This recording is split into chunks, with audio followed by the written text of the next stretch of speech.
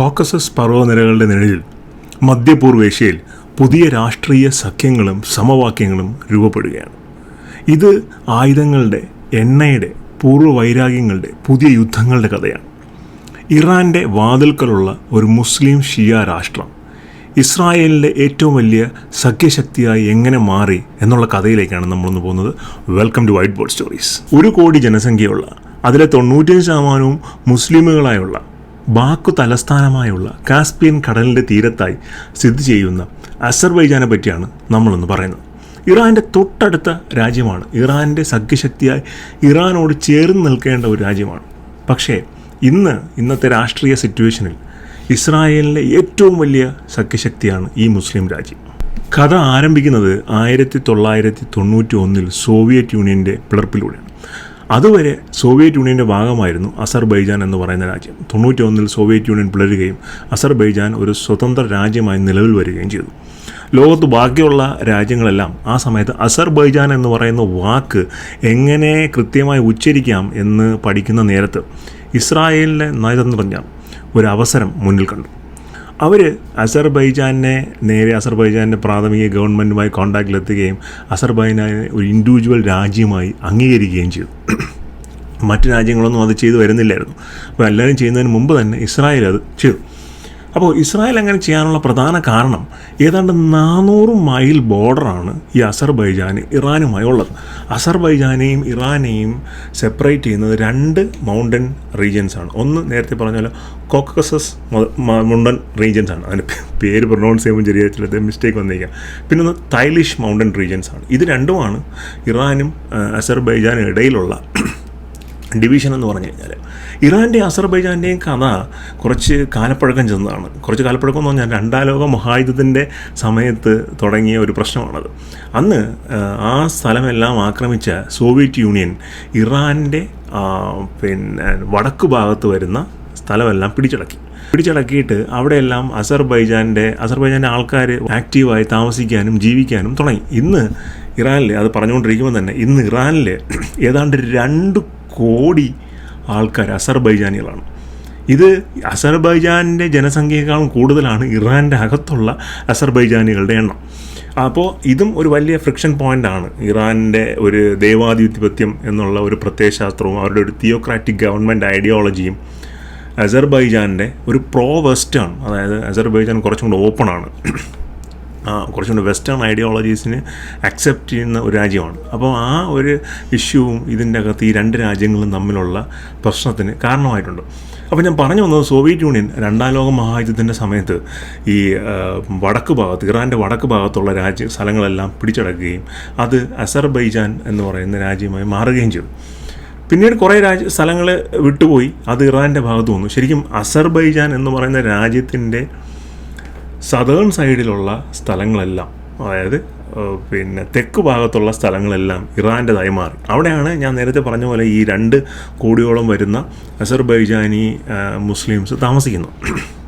അപ്പോൾ അസർബൈജാനി മുസ്ലിംസിന് അസർബൈജാൻ്റെ എന്ന് പറയുന്ന അവരുടെ രാജ്യത്ത് ഫുൾ ഫ്രീഡവും മറ്റു കാര്യങ്ങളൊക്കെ ഉണ്ട്. പക്ഷേ ഇറാൻ്റെ അകത്ത് അവർക്ക് ഒരുപാട് മൈനോറിറ്റി പെർസിക്യൂഷനും ഇഷ്യൂസും ഒക്കെ ഉണ്ട്.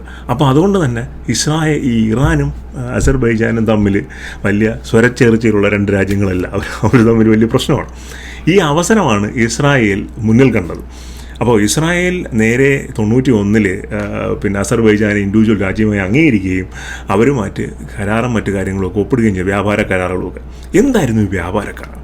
അവിടെയാണ് ഇതിൻ്റെ നെക്സ്റ്റ് ഫേസ് വരുന്നത്. അസർബൈജാനിൽ അനവധി എണ്ണ കിണറുകളും ഒരു വലിയ ലാർജ് ഓയിൽ റിസർവും ഉണ്ട്. ഇസ്രായേലിൽ അത്ര ഓയിൽ റിസർവ്സ് ഇല്ല. അപ്പോൾ ഇസ്രായേലിന് അവരുടെ വളർച്ചയ്ക്കായിട്ട് എണ്ണ ആവശ്യമുണ്ടായിരുന്നു. അപ്പോൾ ഈ വ്യാപാര കരാർ എങ്ങനെയാണെന്ന് പറഞ്ഞു കഴിഞ്ഞാൽ, അസർബൈജാൻ ഇസ്രായേലിന് എണ്ണ കൊടുക്കും, ഇസ്രായേൽ തിരിച്ച് അവർക്ക് ആയുധങ്ങൾ കൊടുക്കും. കാര്യം അസർബൈജാന് ഇറാൻ്റെ ഒരു റിട്ടാലിയേഷൻ, അല്ലെങ്കിൽ ഇറാൻ്റെ ഒരു അറ്റാക്ക് വന്നു കഴിഞ്ഞാൽ അതിനെ റിട്ടാലിയേറ്റ് ചെയ്യാനായിട്ട് അവർക്ക് വേറെ വെപ്പൺസ് ഒന്നും കൊടുക്കുന്ന രാജ്യമില്ല. ഇസ്രായേൽ പറയും, നിങ്ങൾക്ക് ആവശ്യമുള്ള വെപ്പൺസ് ഞങ്ങൾ തരാം. അങ്ങനെ ഇറാനും ഇസ്രായേലും കൂടെ ഒരു എണ്ണ അല്ലെങ്കിൽ ഒരു ഓയിൽ ടു വെപ്പൺ എന്നുള്ള രീതിയിൽ ഒരു കരാർ ഒപ്പിടുന്നു. 2000-ന് ശേഷം ഇതുവരെ ഏതാണ്ട് 5 മുതൽ 10 ബില്യൺ ഡോളറിൻ്റെ വരെ ആയുധങ്ങൾ ഇസ്രായേൽ അസർബൈജാൻ കൊടുത്തിട്ടുണ്ട് എന്നാണ് കണക്ക്. അത് ഇസ്രായേലിന് അസർബൈജാനുമായിട്ട് യാതൊരു ബോർഡറുമില്ല. ഇസ്രായേൽ, ജോർദാൻ, ലെബനൺ, ഇറാഖ് ഇതെല്ലാം കഴിഞ്ഞിട്ടാണ് അസർബൈജാൻ വരുന്നത്.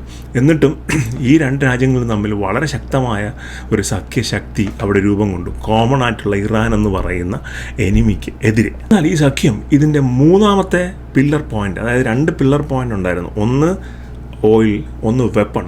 3ാമത്തെ പില്ലർ പോയിൻ്റ് ഇൻ്റലിജൻസ് ആയിരുന്നു. ഇവർ തമ്മിൽ ഇൻ്റലിജൻസ് ഒന്നും വലുതായിട്ട് കൈമാറേണ്ട കാര്യങ്ങളൊന്നും ഇല്ലായിരുന്നു എന്നുവരെ 2010 വരെ.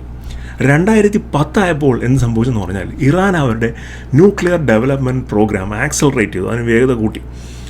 അപ്പോൾ അത് ഇസ്രായേലിന് വലിയ വെല്ലുവിളിയാണ്. കാര്യം ഇസ്രായേലിൻ്റെ എതിരെയായിട്ടുള്ള ഒരു രാജ്യം ന്യൂക്ലിയർ വെപ്പൺ ഹോൾഡ് ചെയ്ത് കഴിഞ്ഞാൽ അത് ഇസ്രായേലിന് വലിയ വെല്ലുവിളിയാണ്. കാര്യം നാളെ ഇറാൻ അത് നേരെ എടുത്ത് ഇസ്രായേലിൻ്റെ മേലിൽ പ്രയോഗിക്കില്ല എന്ന് ആര് കണ്ടു? അപ്പോൾ അങ്ങനെ ഒരു ഇഷ്യൂ ഉള്ളതുകൊണ്ട് ഇവർ അസർബൈജാനുമായിട്ട് അടുത്ത ലെവൽ സഹകരണം സ്റ്റാർട്ട് ചെയ്തു. അത് അസർബൈജാനിൻ്റെ ഇൻ്റലിജൻസ് ശൃംഖലകൾ ഉപയോഗിച്ച് കളക്ട് ചെയ്യുന്ന ഇൻ്റലിജൻസ് ഇൻഫർമേഷൻ ഇറാനെ പറ്റിയുള്ള, ഇറാനിൻ്റെ ന്യൂക്ലിയർ ഡെവലപ്മെൻറ്റ് പ്രോസസ്സിനെ പറ്റിയൊക്കെ ഉള്ള ഡീറ്റെയിൽസ് ഇസ്രായേലിന് കൈമാറുക. അത് വളരെ സോഫിസ്റ്റിക്കേറ്റഡ് ആയിട്ട്, വളരെ കാൽക്കുലേറ്റഡ് ആയിട്ട് ഇവരത് എക്സിക്യൂട്ട് ചെയ്തു എന്നുള്ളതാണ്. ആ എക്സിക്യൂട്ട് ചെയ്തതിൻ്റെ പ്രിസിഷൻസ് ആണ് ഇപ്പോൾ ലേറ്റസ്റ്റ് ആയിട്ട് നടക്കുന്ന അറ്റാക്സ് പോലും. ഈ അസർബൈജാനികൾക്ക് ഞാൻ നേരത്തെ പറഞ്ഞല്ലോ, 2 കോടി അസർബൈജാനികൾ ഇറാൻ്റെ അകത്ത് ഓൾറെഡി ഉണ്ട്. സോ അവിടെ ഉള്ള ആൾക്കാരുമായിട്ട് വളരെയധികം മിങ്കിൾ ചെയ്ത് ജീവിക്കുന്ന ഒരു ജനവിഭാഗമാണ് ഈ അസർബൈജാനീസ്.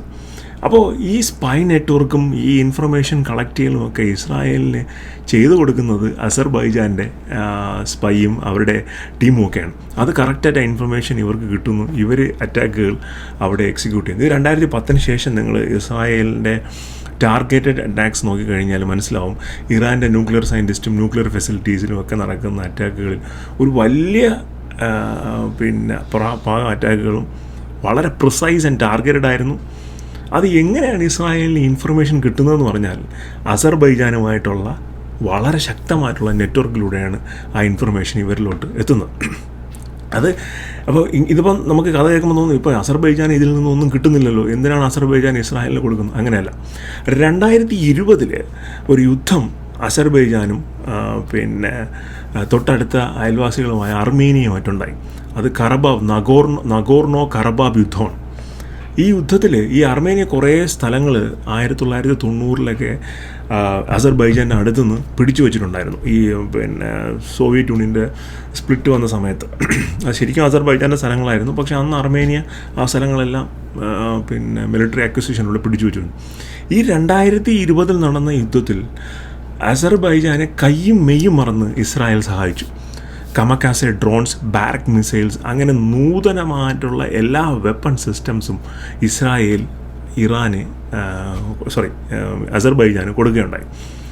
അങ്ങനെ അസർബൈജാൻ ആ യുദ്ധം ജയിച്ചു. 44 ദിവസം കൊണ്ട് അർമേനിയൻ ആർമി അവർ തുരത്തി ഒട്ടിച്ചു എന്ന് മാത്രമല്ല, അർമേനിയൻ ആർമി 1990s ഞാൻ പറഞ്ഞ അക്വയർ ചെയ്തിരുന്ന പൊസിഷൻസ് എല്ലാം തന്നെയും അസർബൈജാൻ തിരിച്ചു പിടിച്ചു.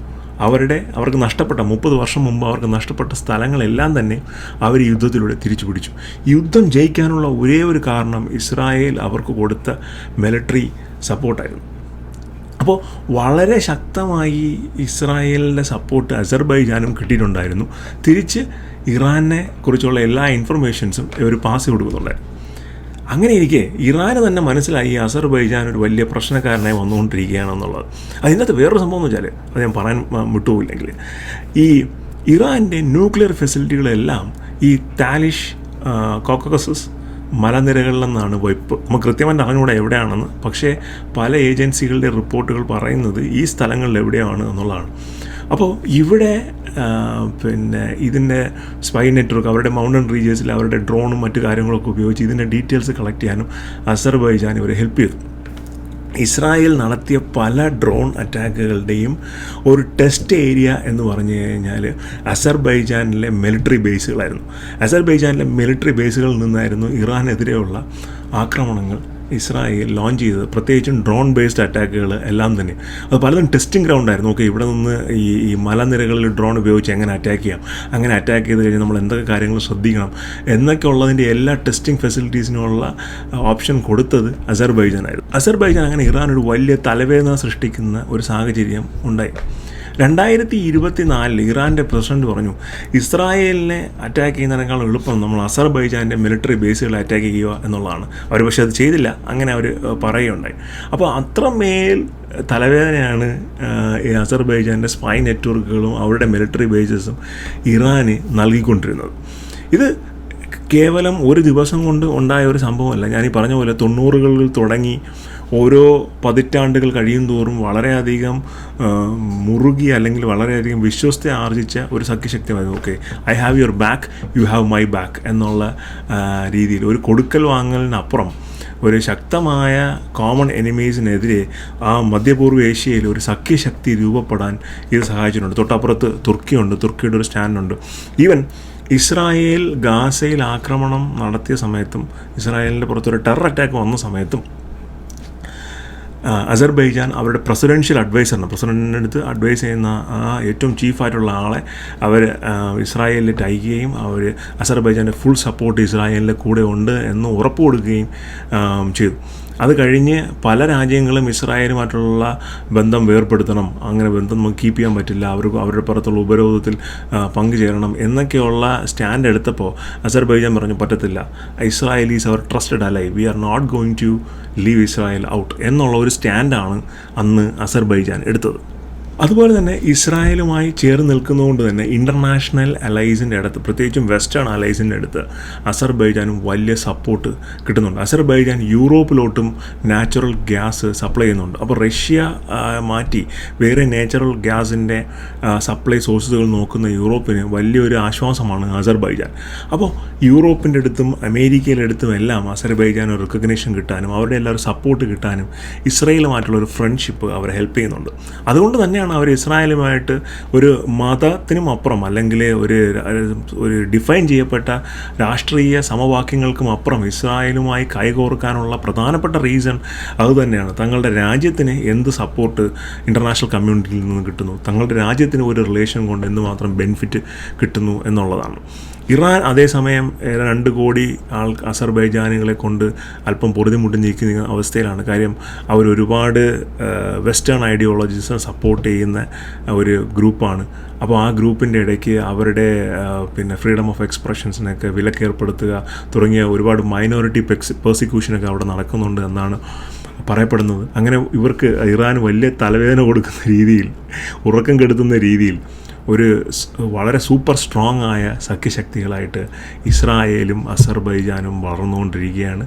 മധ്യപൂർവ്വ ഏഷ്യയിലെ അല്ലെങ്കിൽ മിഡിൽ ഈസ്റ്റിലെ ഒരു എൻ്റയർ പൊളിറ്റിക്കൽ ഇക്വേഷൻ ചേഞ്ച് ചെയ്യാനായിട്ട് ഈ ഒരു സഖ്യത്തിന് സാധിക്കും.